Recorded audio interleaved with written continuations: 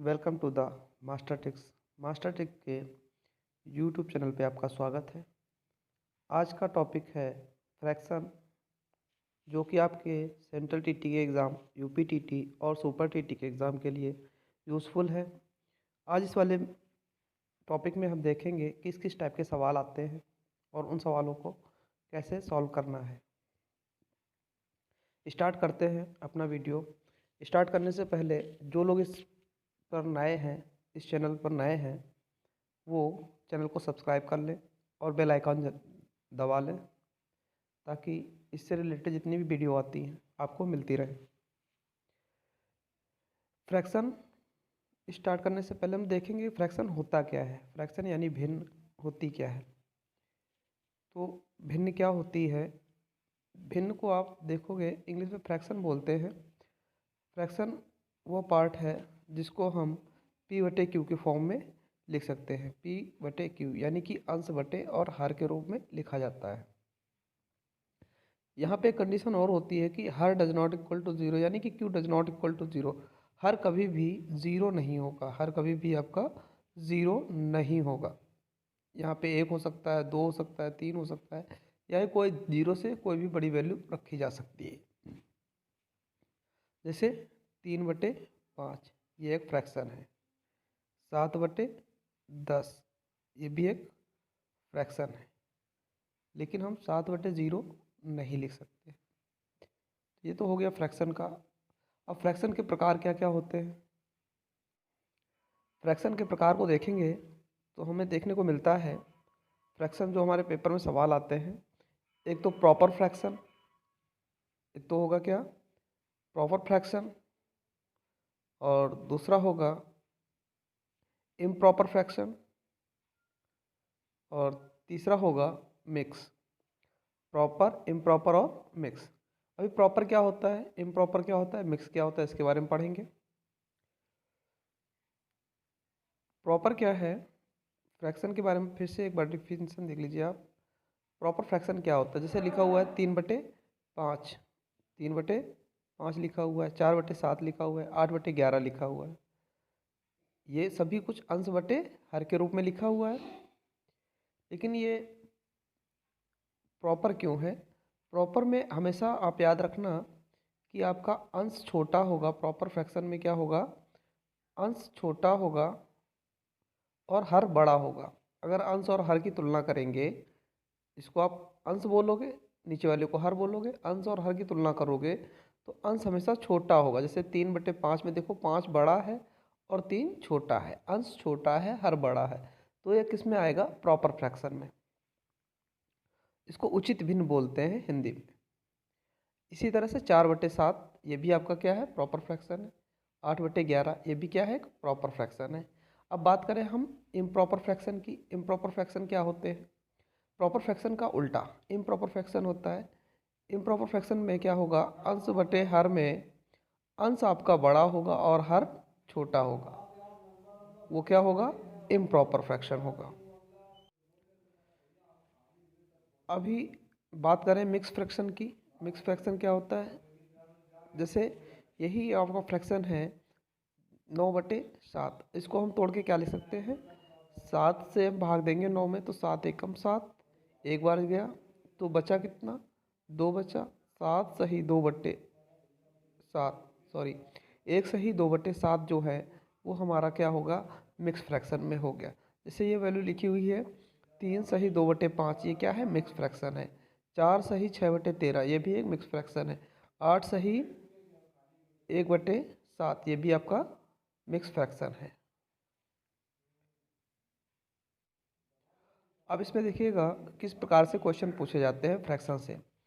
पहले तो पूछ लेता है आपको निम्न में से कौन सी भिन्न प्रॉपर है या इम्प्रॉपर है या मिक्स भिन्न है, इससे सवाल पूछा जाता है। या फिर भिन्न से पूछा जाता है सबसे छोटी भिन्न बताओ या सबसे बड़ी भिन्न बताओ। दो टाइप के क्वेश्चन हो गए। तीसरा टाइप क्या होता है, बढ़ते क्रम में लगा दो या फिर घटते क्रम में लगा दो। ये 3 टाइप से सवाल पूछे जाते हैं।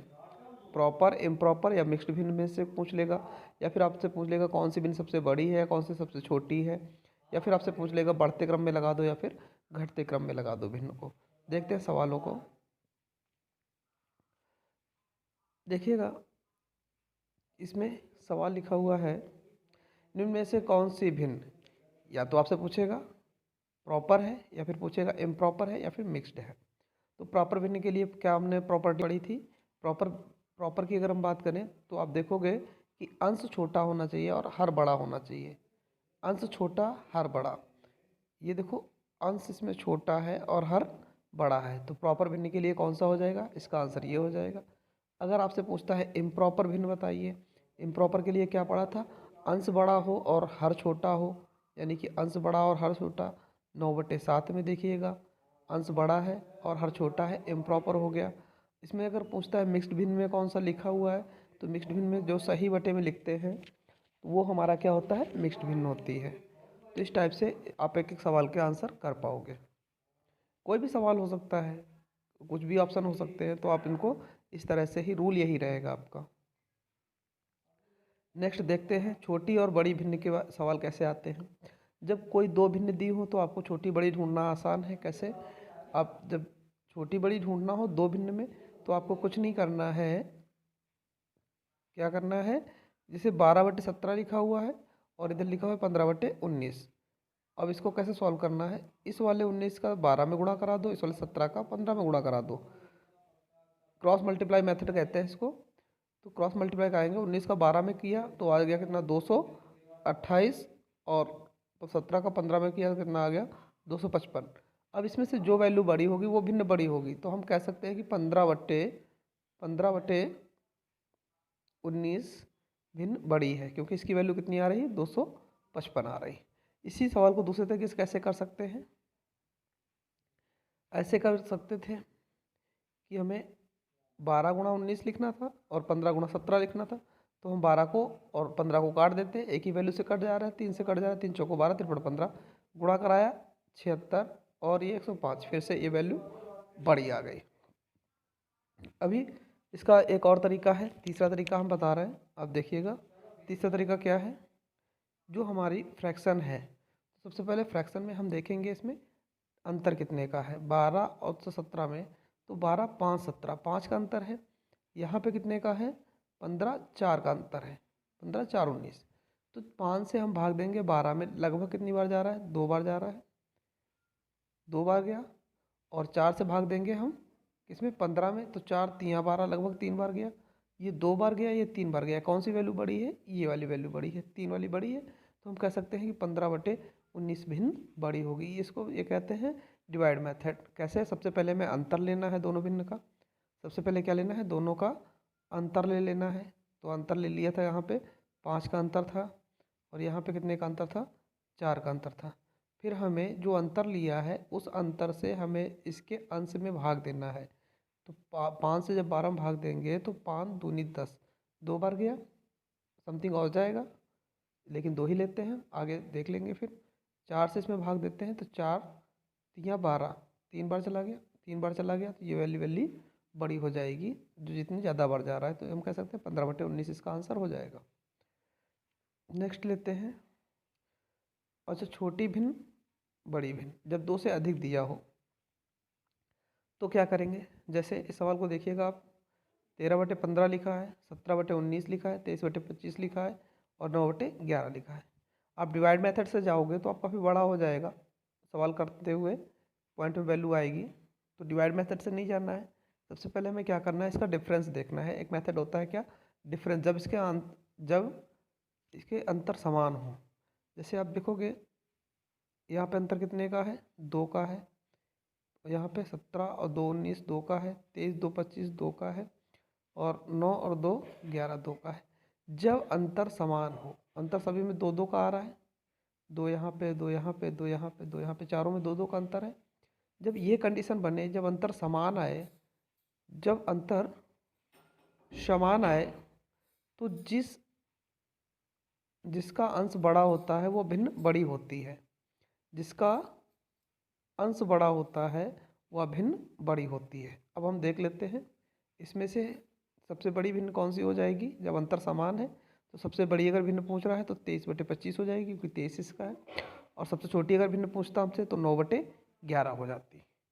लेकिन अभी इसको बढ़ते क्रम में लगाना हो या घटते क्रम में लगाना हो आप लगा सकते हो, चाहे बढ़ते क्रम में पूछ ले या फिर घटते क्रम में पूछ ले, आप लगा सकते हो।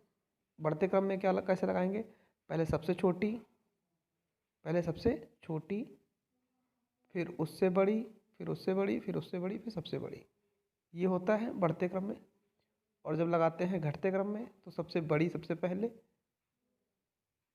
फिर उससे छोटी, फिर उससे छोटी, फिर सबसे छोटी, ये घटते क्रम में होता है। ठीक है ना। चलते हैं नेक्स्ट क्वेश्चन के ओर। क्या है, छोटी भिन्न बड़ी भिन्न, जब दो से अधिक भिन्न दी गई हो तब क्या है नियम, छोटी भिन्न बड़ी भिन्न निकालने का।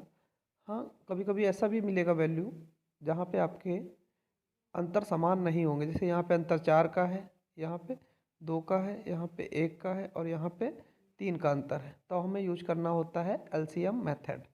एलसीएम मेथड से भी सवाल आ जाता है। एक और तरीका भी बताते हैं। एलसीएम मेथड क्या होता है, सभी को पता होगा कि ये जो नंबर हमारे आए हैं इनका हम लेते हैं एलसीएम। एलसीएम कितना आ गया, 12। 12 एलसीएम आ गया, यानी कि 4 में हमें कितने से गुणा कराना पड़ेगा, 3 से। तो 3 से इसके अंश में गुणा करा लेते हैं, इसके अंश में गुणा कराते हैं, कितना आ जाएगा, 13 तिया 39 आ जाएगा। इसी तरह से इसमें 2 आया था, इसमें 6 से गुणा होगा तो 15 गुणा 6 हो गया, तो कितना हो गया, 90 आएगा। इसी तरह से इसमें 12 से गुणा होगा क्योंकि 1 है, 12 से गुणा होगा, पूरी वैल्यू में जब हम 12 से गुणा कराएंगे कितना आएगा, 276 आ जाएगा। इसमें कितने से गुणा कराएंगे, 4 से। जब 4 से 29 में गुणा कराओगे कितना आ जाएगा, 116। अब जो इसकी वैल्यू सबसे बड़ी है वो भिन्न सबसे बड़ी होगी, तो हम कह सकते हैं 23/24 जो भिन्न है वो सबसे बड़ी भिन्न होगी। सबसे छोटी भिन्न अगर पूछता है तो 13/17, क्योंकि इसका मान सबसे छोटा आया है। एक तो तरीका हमारे पास ये है।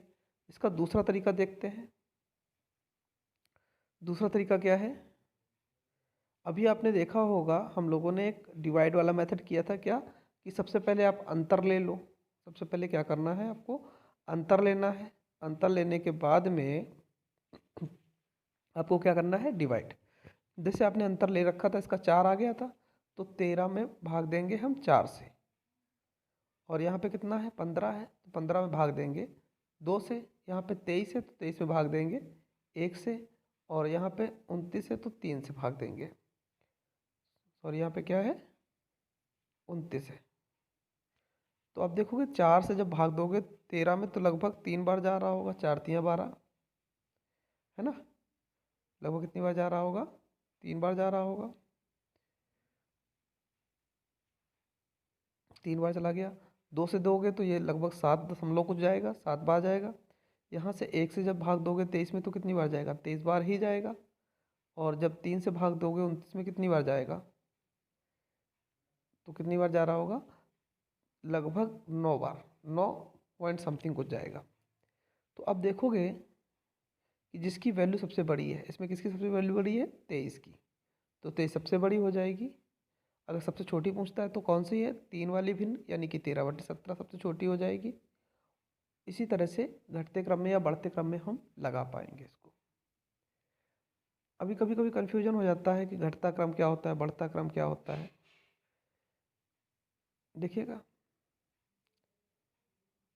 वही चीज़ हमने यहाँ पे डिफाइन की है फिर से।